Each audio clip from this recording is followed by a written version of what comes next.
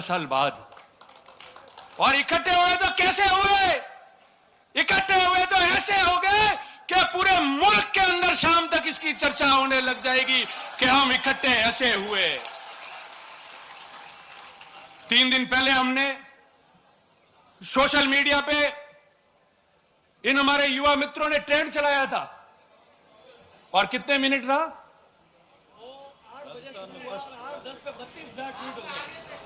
5, 7, 8 minute तक तो उस दिन रात को 8 बजे बाद पूरे देश के अंदर हमारे महाकुंभ ने ट्रेंड किया, और सर्वप्रथम प्रथम ट्विटर पे हमारा आती है रबारी समाज का महाकुंभ रहा 8 बजे से लेकर 8 बजे के 10 के बीच में। अब मैं आपको कुछ बातें साझा करना चाहता हूं। हम समाज के लोग यहां एकत्रित हुए, शिक्षा के लिए सब अपने हिसाब से मदद करते हैं। सब लोग बच्चों को कई हद तक पढ़ा रहे हैं, छात्रावासी बन रहे हैं, परीक्षा भी दे रहे हैं। आगे कितनी मजबूती से करें, इसकी योजना बननी चाहिए। इसके बाद राजनीति की बात आई, सबने बात की राजनीति की, एमएलए एमपी की।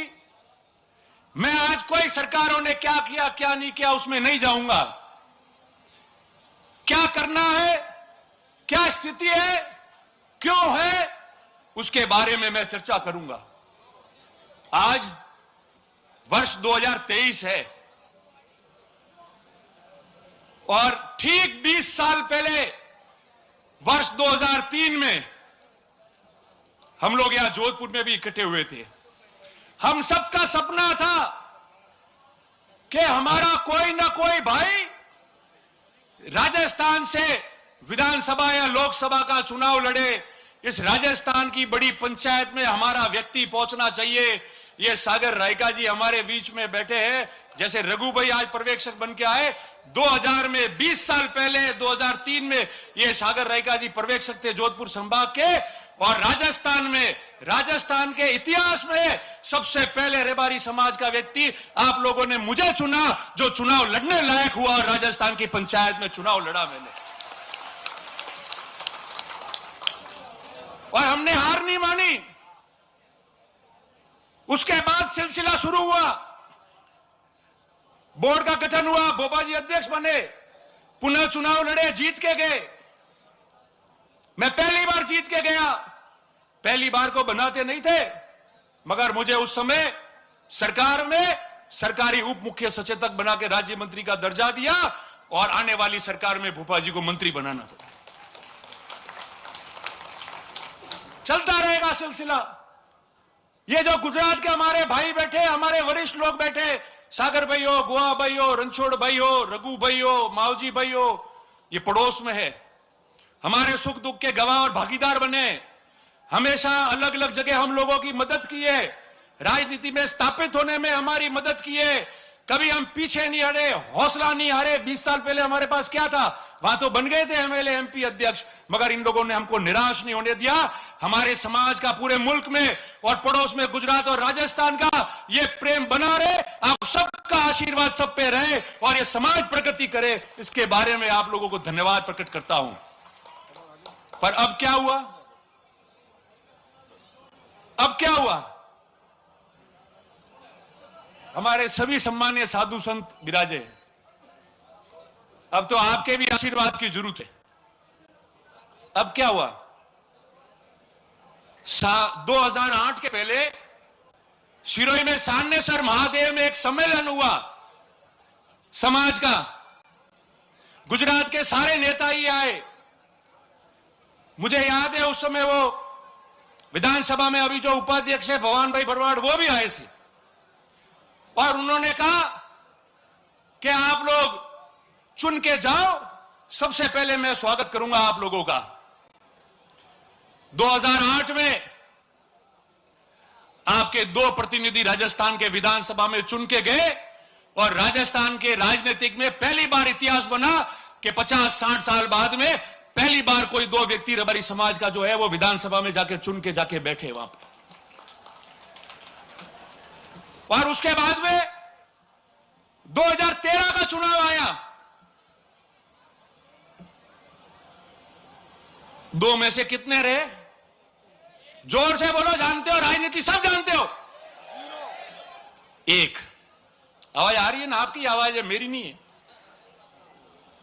और 2013 के बाद 2018 का चुनाव आया, ये 5 साल हुए, कितने हैं? जोर से बोलो, और जोर से। अरे नहीं आ रही आवाज, जोर से। मुंह हटा दी, बोलो, मैंने ध्यान नहीं पड़ता। होम लो। ये 0। कौन दोषी है?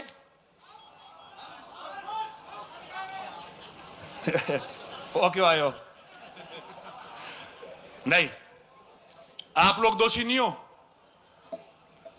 जो भी नेतागिरी करते हैं नेता, मेरे समेत, वो सब दोषी है। आप में से कोई दोषी नहीं।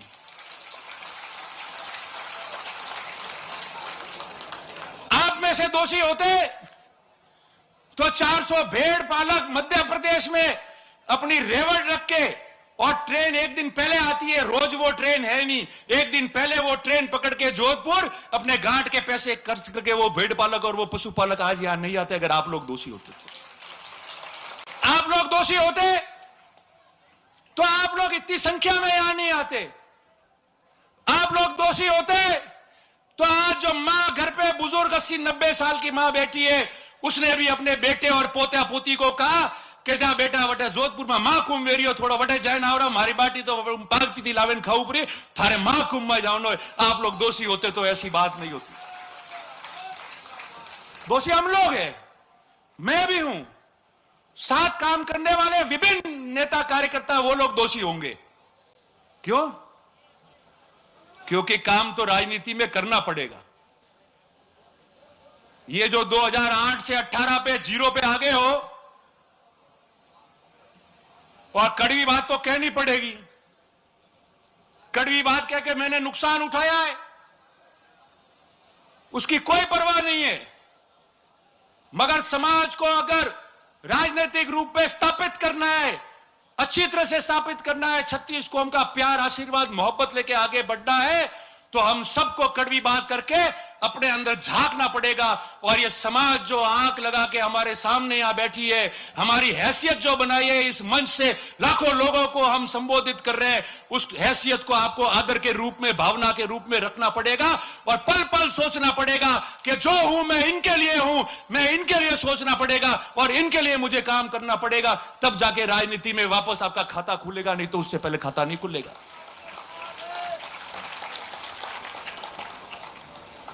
और रोज काम करने की बात है,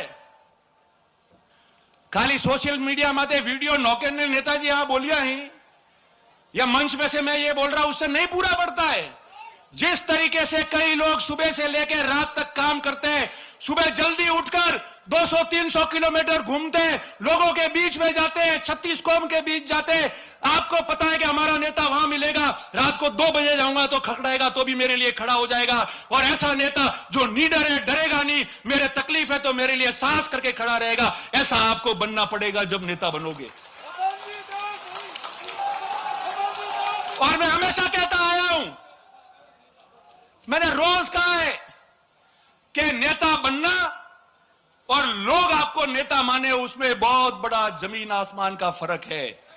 नेता कोई भी बन सकता है, मगर नेता वो होता है जिसको उसके साथी और प्रजा माने कि ये हमारा नेता है, वही नेता रहता है हमेशा। आज आप इतनी संख्या में आए हो, आज राजस्थान का इतिहास बना है। मैं जब जब राजनीति करता था तो बात करते थे लोग